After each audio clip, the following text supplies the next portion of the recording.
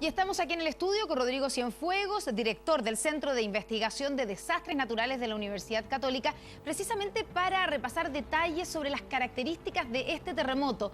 Y lo más útil, Rodrigo, buenas noches, es que lo hagamos en comparación con los últimos eventos más fuertes que hemos tenido aquí en Chile. Veamos la gráfica de cuáles son precisamente estos terremotos. El Maule 2010, Pisagua 2014 e Illapel, el que sufrimos ayer 2015. ¿Qué se parecen o en qué se diferencian?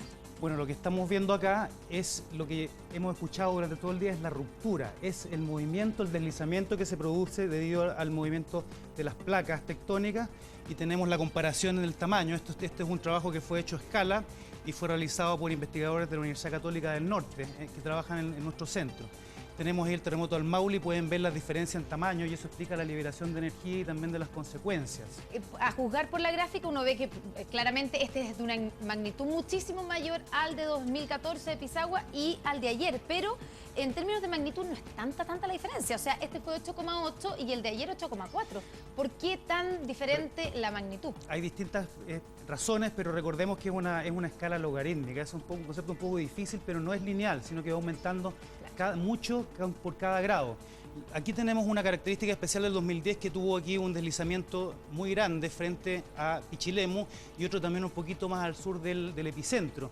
Es interesante mencionarlo. ¿Eso qué significa? El epicentro estuvo situado en este sector más o menos, y si se recuerda el 2010, el CHOA, esa fue la primera información que tuvo a mano, provista por los servicios técnicos que estaban observando el terremoto, y como el epicentro estaba cerca de la costa, dijo no hay tsunami, o tuvo muchas dudas al respecto. Sin embargo, ahí parte el terremoto, y el 2010 lo que pasa es que hay una propagación de la formación de la placa, de la corteza, hacia el norte y hacia el sur. Y eso es lo que finalmente genera el tsunami. Si analizamos Pisagua 2014, bastante menor en términos de impacto.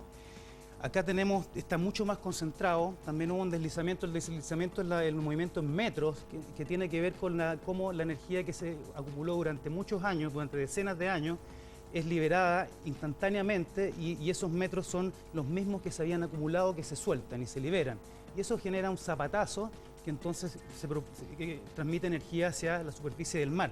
En este caso estaba muy concentrado el deslizamiento, pero sin embargo fue de todas maneras bastante importante. Aquí vemos que estaba concentrado y esta es la fosa. Esto marca la fosa, que es donde se junta la placa de Nazca con la placa sudamericana, y esto estaba bastante hacia el interior de la fosa. Y ahora vamos a hacer el mismo ejercicio, pero con los tsunamis que han golpeado Antes quisiera, porque sí, nos faltó ver el del 2014, el 2015, el de ayer, que también es interesante. Ahí está. Porque también está concentrado en forma similar a lo que fue el de Iquique, el de Pisagua el año pasado. Sin embargo, el deslizamiento máximo, según esta estimación, que es preliminar todavía, estuvo concentrado más cerca de la fosa, y eso hace que también, al estar más cerca de la fosa, está más cerca de la superficie de la corteza de la Tierra. Y eso genera entonces que la energía del terremoto se traspasa al tsunami en forma más efectiva, al estar menos profundo, menos profundidades. Veamos precisamente lo que ocurre entonces en la comparación de los tsunamis que han golpeado nuestras costas en esos mismos años a raíz de estos terremotos. Tenemos 3 casos donde el terremoto se ha traducido en un tsunami. Exactamente, y lo que explicaba antes era este efecto del terremoto, que es el deslizamiento rápido, que se suelta la energía acumulada, genera este zapatazo mueve la columna de agua, la perturba y se transmite hacia arriba, y esto lo que estamos viendo es un modelo que recrea la deformación del mar, esto ya en el mar, no debajo del agua. Y en el caso del tsunami del Maule tenemos estimaciones ahí, habían deformaciones del orden de 4 a 5 metros sobre el nivel del mar, y eso fue instantáneo, como se movía instantáneamente y luego eso se suelta y se propaga. En este caso tenemos el de Iquique en Pisagua, tenemos algo similar, fue más concentrado como veíamos antes, las amplitudes también fueron menores, y finalmente tenemos acá una primera estimación que fue realizada con mucho esfuerzo por investigadores y profesionales de SIGIDEN, de nuestro centro, que estuvieron trabajando para hacer simulaciones preliminares. Ahí vemos que está muy concentrado y está más cerca de lo que llamaba la fosa, está más superficial. Eso genera entonces que la energía que se transmite hacia la columna de agua es más efectiva, a pesar de que puede que la energía comparada con el 2010 era menor. Era menor. Rodrigo, finalmente estamos viendo 3 terremotos y 3 tsunamis fuertes en los últimos 5 años. ¿Por qué está temblando tanto y tan fuerte? Bueno, lo que sabemos es que existen brechas, sabemos medir y monitorear la energía acumulada, que eso se puede observar. También identificamos las zonas que están trabadas, porque para que se acumule energía tiene que estar trabada, quiere decir que la placa de Nazca está llevándose con ella a la placa sudamericana, la está arrastrando. Hay zonas donde no fluye y hay zonas donde se traba.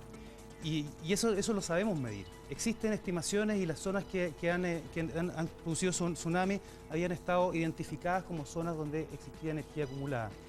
Existen teorías, de Kanamori en Japón ha publicado artículos científicos donde haciendo un análisis de los grandes sismos ven que ocurre, digamos, en la poca información que tenemos a la escala geológica, que son algunas decenas de años, se acumulan algunos terremotos. Pareciera haber ciclos donde hay varios terremotos juntos, después disminuyen y vuelven a aparecer. Eso es algo que está en proceso de investigación, porque esto estamos hablando de escalas geológicas y la historia que conocemos es muy breve. Y tal vez tenemos que acostumbrarnos entonces a que cada ciertos años, cada vez con menor distancia, tengamos que sufrir un terremoto. Rodrigo Cienfuegos, muchas gracias. Buenas noches. Gracias, que esté muy bien.